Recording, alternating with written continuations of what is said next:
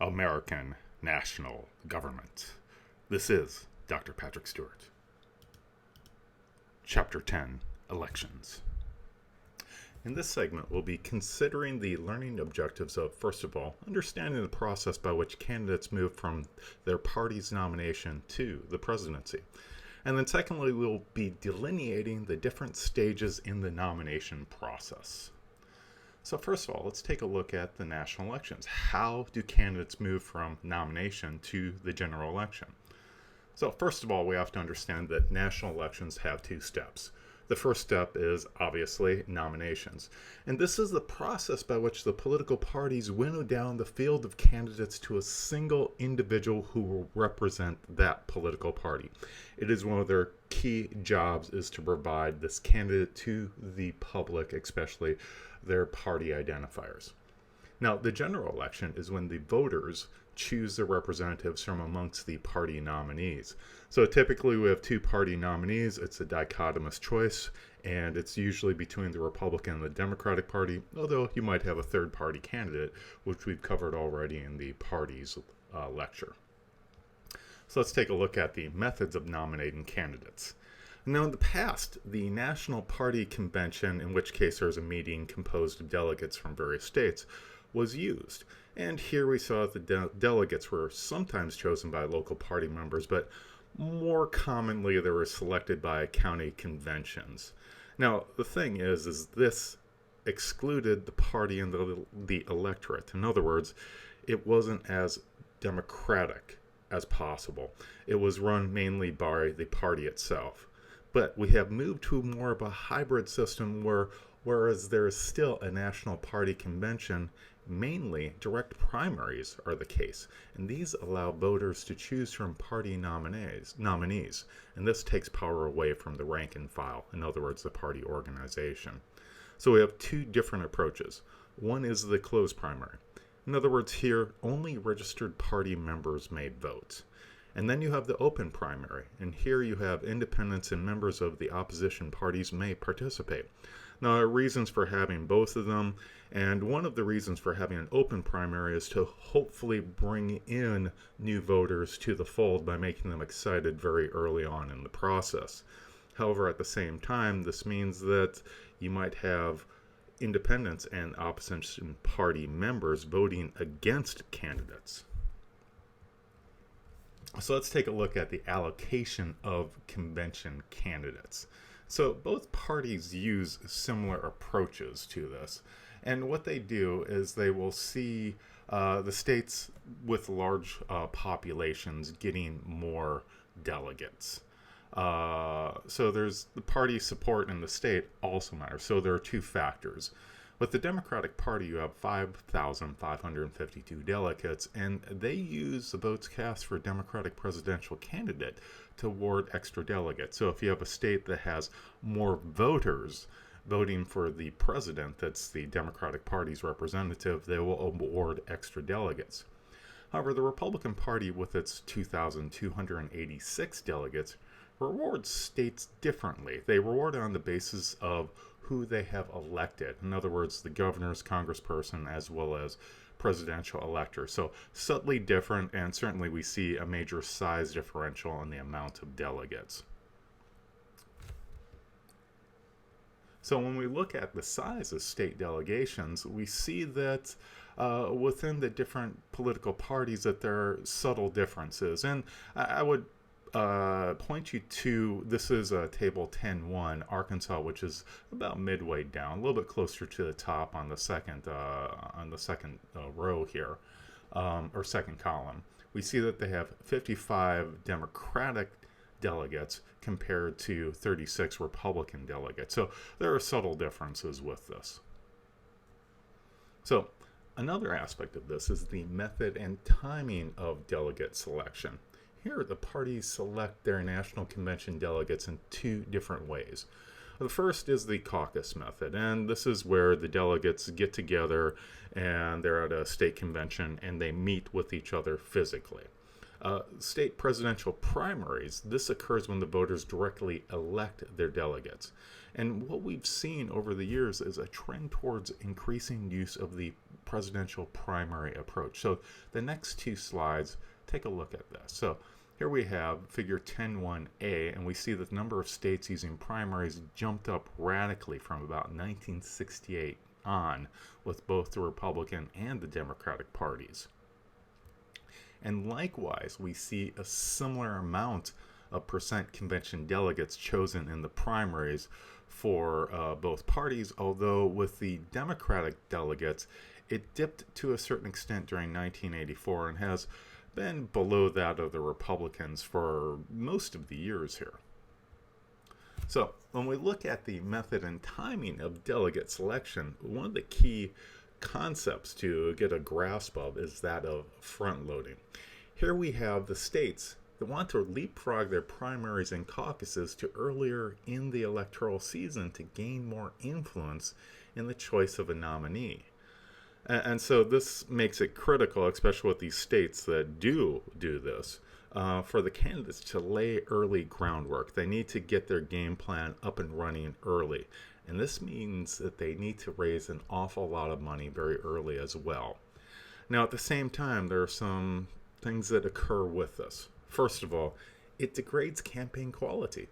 And this means that it's not allowing primary voters the adequate time to get to know the candidates themselves in order to find out what they really stand for. So it's mainly about their presentation style as opposed to who they truly are. And it also deprives late primary voters of a meaningful choice, especially when the field has been narrowed down substantially. Indeed, we have seen that towards the states that are towards the end of the nomination process might find that they really have no influence over who the party's nominee will be. So here we have a figure 10.2a, which shows the increased front loading of delegate selection from 1976 to 2008. And we see that with the lines for the Republicans and the Democrats, which is orange and blue, it just jumped up in the fifth week, and that most of the delegates were selected by the fifth week of the primary process. And we see that the same pattern holds throughout, especially including 2012. So let's take a look at the nomination campaign itself. And a great quote comes from John Haskell, and he says that everything important in the presidential nomination campaigns revolves around the selection of delegates who will get to the national convention. And this is a key thing to note about the American political system and elections, is that it's about delegates. It's not necessarily about the individual votes. Certainly those votes will lead to delegates, but it is about the delegates. So to gain the nomination, a candidate must get support of 50% plus one of the convention delegates. Now, this magic number for the Republican Party is 1,144, whereas with the Democratic Party is 2,777. Now, what we found is that sitting presidents running for re-election have few, if any, challengers. So they're certainly in the driver's seat. So when we consider the presidential nomination campaigns, we see that there are four stages. The first is the invisible primary. The second is the initial contests. The third, the mist clearing. And the fourth is the nomination convention. And we'll take each of these in turn. So the invisible primary is a period between the election of one president and the first contest to pick the next one. In other words, as soon as a president is chosen, candidates will start testing the waters. They'll begin raising funds and they'll put together an organization to maneuver for their political advantage. And so when we look at potential candidates, the main criteria here is looking at the money that they have and their standing in the polls. And when we look at this, we see that, again, the incumbent is typically unchallenged. Otherwise, you have an awful lot of other candidates running for office. Now, the number of candidates running for office is not necessarily a good indicator of how strong the party is, but it certainly provides an idea of who's on the bench, who can possibly run for the presidency, who might bring quality to the presidential nomination game. And when we look at the funding here in Table 10.3, the money primary matters. It matters an awful lot. If you have an awful lot of money, you can be more successful. But it is no true indicator of ultimate success. As we see in 2008, the campaign funds for the nomination, the money primary, Barack Obama was second, whereas John McCain was third, and these were ultimately the nominees for their political party. So while it matters, it is not completely derived from money. Next up, we have to consider the initial contests. Here, Iowa and New Hampshire matter, the Iowa caucuses and the New Hampshire primaries. So if they do well in these initial contests, there's a gaining of favorable national publicity and momentum. And what we see is that if candidates do poorly during these initial campaigns, they tend to drop out soon thereafter. Now, the problem is Iowa and New Hampshire tend to have very white, middle-class voters. So the Democratic National Committee moved to Nevada and South Carolina for their primaries to the front end in 2008 to increase the diversity in the early contest to pick up Latinos and African Americans. So what we see here is we'll see the invisible primaries, and we'll also see with Iowa and New Hampshire how that influences whether or not candidates stay in the race. And this is both for 2008 and for the Republicans and the Democrats, as well as for the Republicans during 2012. Now, the miscoloring process is the ongoing process in which weaker candidates are sifted out and the major contenders emerge. And so here we have criteria shifting from focus on the number of primaries and caucuses one to looking at delegate count. So while it's a horse race in the very beginning, after that it's how many delegates you have. Now, Super Tuesday is a major indicator of the misclearing, and this occurs in early March where you have a number of states holding their primaries. And it's one of these points that you can look at and see, is this candidate a sustainable candidate? And so this front loading that has occurred, and we've talked about earlier, has shortened the misclearing process extensively.